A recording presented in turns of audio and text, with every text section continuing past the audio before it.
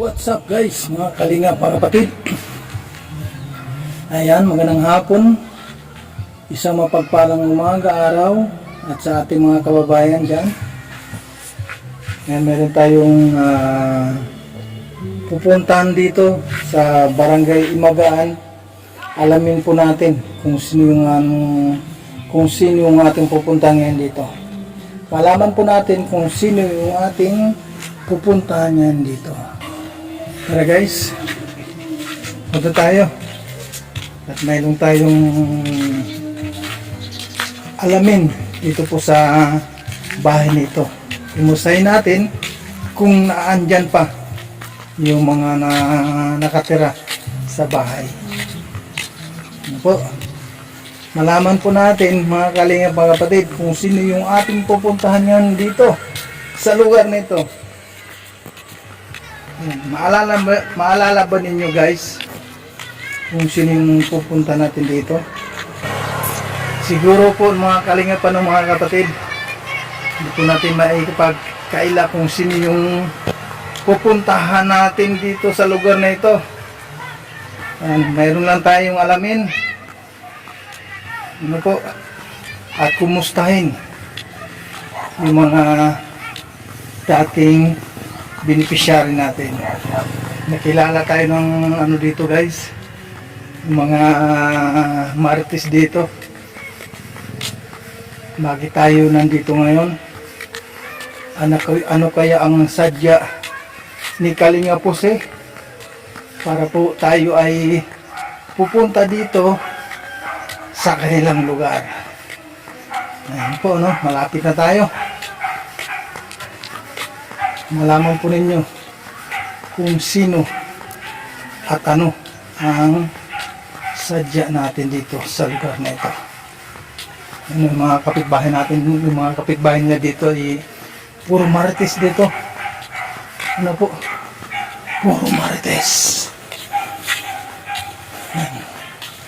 Nakayaman. Magbalik tayo dito. Pero sige lang. Kahit maraming marites. Di ba? Maraming mga marites dito guys. Ano po mga kalinga? Ano po?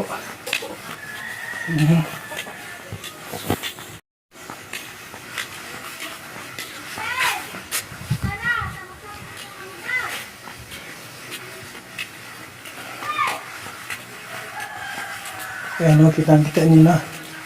Kitang-kita nyo na yung bahay na yan, oh. Ayan. Ano?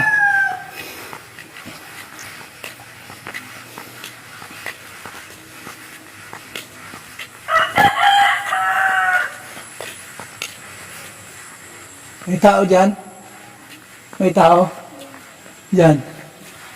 Si Tatay Valentine. Wala? Kay Vanessa, mayroon? Wala. Wala sila? Wala na mga tao? Pero mayroong ano dyan? Pero mayroong mga picture dyan. May picture pero walang tao.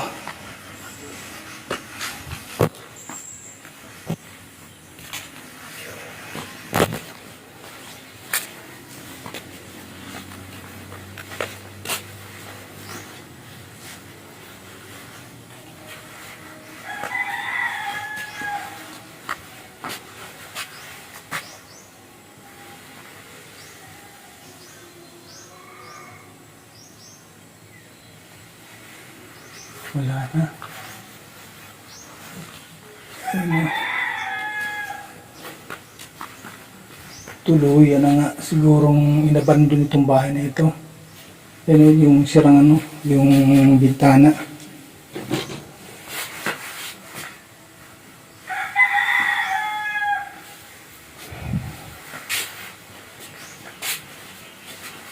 Yan sira din yung ano, doorknob. Yan tao.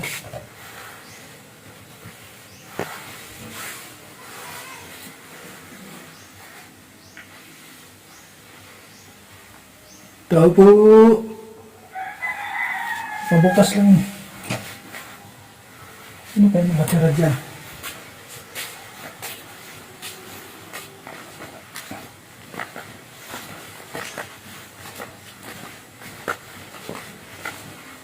Mayroon nakatira yan. Imposible na walang nakatira. Wala ba nakatira dyan? Nakabukas naman. Dito sa bahay niya ni Vanessa. Bukas naman, nakabukas. Wala.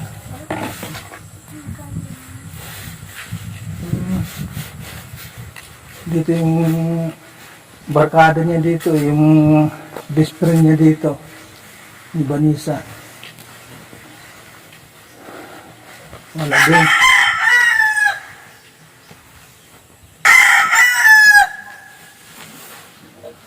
Pero si Vanessa, wala na rin dyan? Sa bayan? Sa bayan pala nakatira. Pero bukas naman. Yung kapatid yung maka-umuwi dyan ngayon. Yung kapatid niya. yung lalaki. Oo. Pero maya-maya, nandyan na rin si Valentine. Kung mahintay nyo, maya-maya, nandyan na yan. Sinong lalaki na kapatid? Yung bunso? Hindi, yung sumunod kay, pangatlo ata. Kalimutan kong pangalan. Binata? Oo. Yung isang na rin? Oo. Siya nakatira dyan. Opo. Hindi naman talaga nakatira. Totoo yan. Nag-ano lang sa inyo sa bahay ng bahay. Kumbaga siya ang naging caretaker. Opo. Sige po kuya, salamat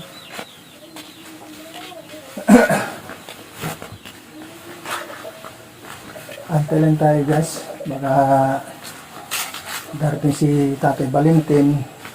Pero kung hindi po natin maantay, siyempre, alam mo, baka abutin pa tayo ng gabi. Iba na palang nakatira dyan. Iba na pala ang nakatira sa bahay ni Vanessa. Ibig sabihin, inabandon niya na ang bahay na ito. Sayang naman mga kalingap sayang naman. Nanghinahin lang ako yung bahay na ito ang ganda pa naman. Laki din ng ginastos ng sponsor dito. Ang bahay na ito, ang laki ng ginastos sa bahay na ito. Pero wala nang nakatira. Samantalang noon, halos nagmakaawa itong si Vanessa para matulungan. At yun nga, nagkaroon ng bahay. Pero iniwan naman na. Iniwan na ni Vanessa ang kanyang bahay na maganda.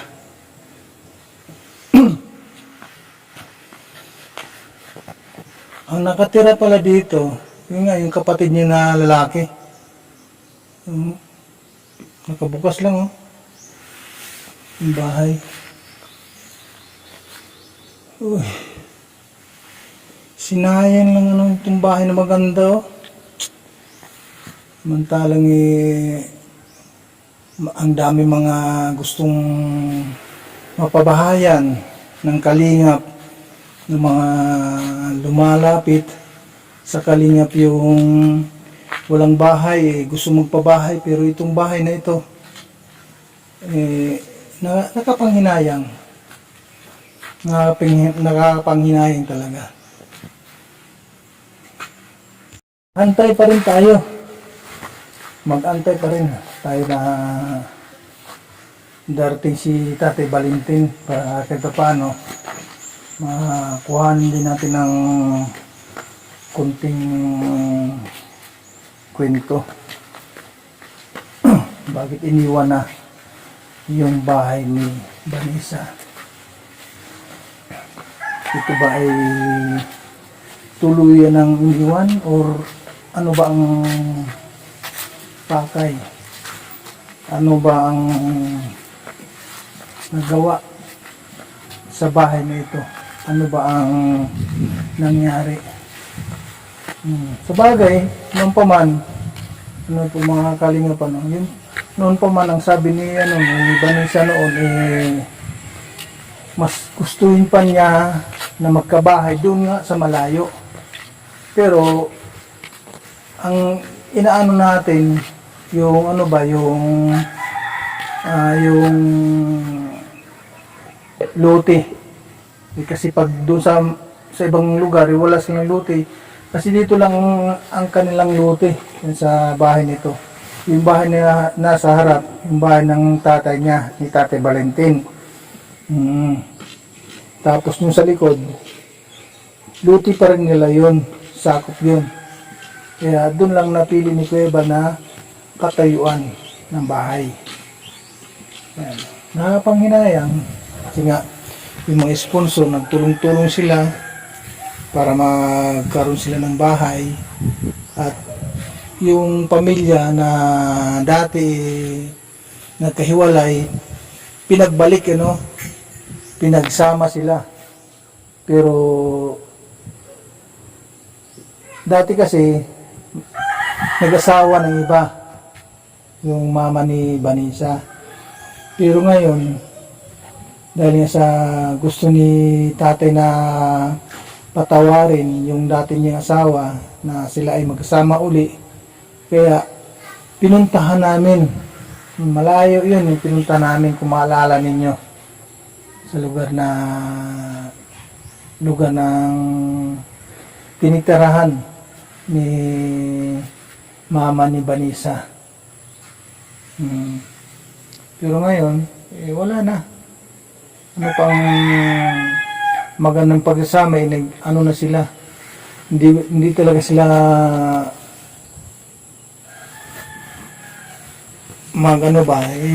ibig ko sabihin yung ano ba nila, yung pagsasama nila wala nang magandang idudulot yung sila ay hindi magkasundo. Pero yung dati niyang asawa ay bumalik doon sa kanyang asawa ngayon. Nahihirap kasi nga pag ganyan ng pamilya ang magkagulo, pati mga anak hindi na talaga magkakasundo. Yan. Hanggang sa nagkahiwa-hiwalay na sila. Ayun ako. Pati rin yung bunso, hindi ko na rin makita Wala na rin dyan. Yung bunso nilang kapatid ni Vanessa. Wala pa naman. Wala pa rin si Vanessa. Kaya maghantay lang tayo sa labas, guys. At wala tayong maantay na pwede nating pagtanungan saan na ba ang nakatira or si Vanessa.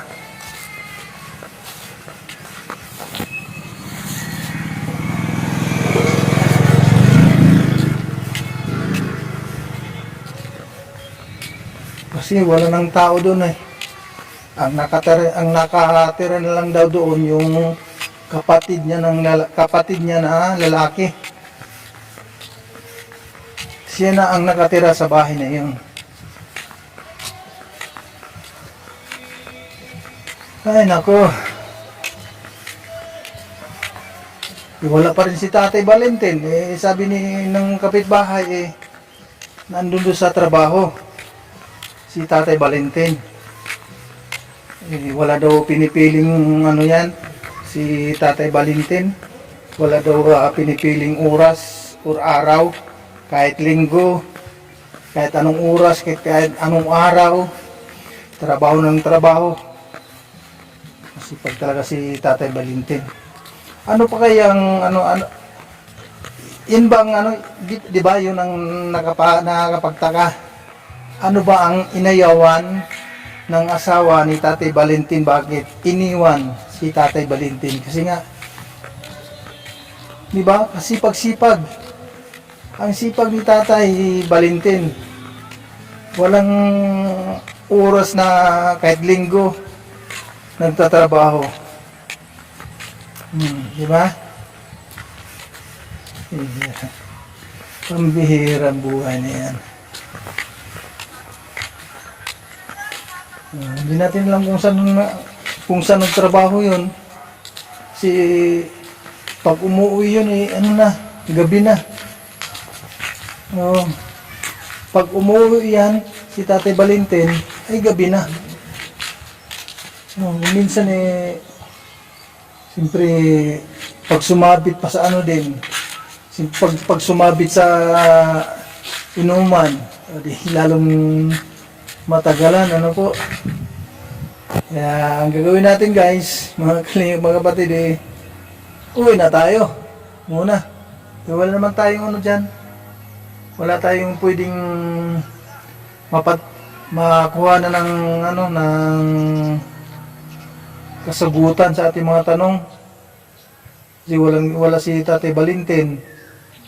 Okay lang sana kung nandiyan si Tatay Valentin, pwede po nating makuha na ng kasagutan kung bakit iniwan ni Vanessa ang bahay niya at bakit kapatid niya ang nakatira doon. Ang sabi ng kapitbahay, yun nga ay yung kapatid niya na lalaki ang nakatira sa bahay na yun. So paano po mga kalinga kapatid? Tayo po ay pansamantala magpaalam muna. At anong oras na rin? Mag-alas 6 na. Kaya tayo ay uuwi muna. Maraming salamat kay Ate Inday PB, Ate Dol Dumundon, kay Ninang Jean Estordivan, kay Ninang Vicky Asakawa Mix Vlog, at kay Ate Leven. Ayan. At kay Ate Inbitsar, kay Ate Irene DB. Ayan. Maraming salamat po sa inyong panonood. Pakishare na lang po ang ating mga video. Kahit paano mayroon pong makapanood na iba na mga kaibigan niyo rin at mga friends niyo rin at saka yung mga kapitbahay, kamag-anak, mga ka-relatives. Sana panoorin po ninyo yung ating mga video na upload. Kagaya nito, sa ating mga lakad sa araw-araw, pag tayo ay nag-i-scout, ganito po ang ating ginagawa. Po? At siyempre, yung ating mga beneficiary, binabalikan po natin para alamin po kung ano yung sitwasyon nila. Kagaya kay Nanay Training, di ba po? Kagaya kay Nanay Training, yung ating binalikan. Kaya yung pakay po ng Team Kalingap sa pamumuno ni Kuya Bal Santos Matubang, yung mga beneficiary, kailangan po nating i-update kung ano yung resulta sa kanilang pamumuhay. Po? Kaya maraming salamat po sa inyong panonood. Mabuhay po ang Team Kalingap. Po? Maraming salamat kay Kuya Bal Santos Matubang, Ate Isla, and Kalingap Rob. At sa lahat po ng mga ambasador. Shoutout po sa mga ambasador. Lahat po ng mga ambasador, ambasadres, ambasador and ambasadora ng Team Kalingap. Maraming salamat po sa inyong walang sawang panonood. Patnubayan kayo nawa ng ating Panginoon Jesus na nag-isa andun po sa langit. Magtiwala lang tayo guys. Magtiwala lang tayo kay God. Siya lang po ang tanging nakaalam sa ating mga ginagawa. Mabuhay po ang lahat. Bye-bye. God bless us all.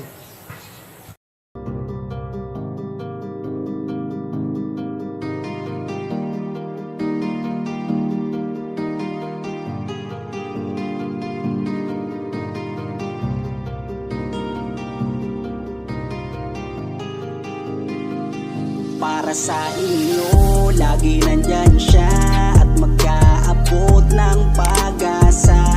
Kahit gaano kahirap kakayanin, para lang makapagpasaya ng kanyang kababayan na lubos na nangangailangan. May kalingap po kayong kaibigan at palagi niyong masasandalan. Minsan di nagdalawang isip na tumulong, kung kinakailangan nandyan siya at hindi umuurong. Basta para sa inyo kahit maputik ang daan, hindi niya alintana para lang makapaglaan, makapagpasaya ng mga taong nalulumbay. Nandyan siya at magbibigay ng kulay. May kalinga po kayong masasandalan at kayo ay tutulungan. Kaya huwag kang mag-aalala, meron kayong masasandalan. Siya si Kalinga. Para sa inyo, lagi nandyan siya at mag-aabot ng pag-asa. Kahit gaano kahirap kakayanin, para lang makapagpasaya ng kanyang kababayan na lubos na nangangailangan. May kalinga po kayong kaibigan at palagi niyong masasandalan. Isa ka sa ginawang instrumento ng ating Panginoon upang tumulong sa mga taong nangangailangan. Di ka napagod at di mo sila sinukuan. Salamat sa lahat ng sakripisyo mo. Ang iyong pagtulong ay laging bukal sa puso mo. Laki sa hirap at palaging nagsusumika para makatulong sa mga mahirap. Lagi niyong tatandaan, may isang taong maglalaan. Tulong sa mga mahirap, di mapapagod kahit na para sa inyo, lagi nandyan siya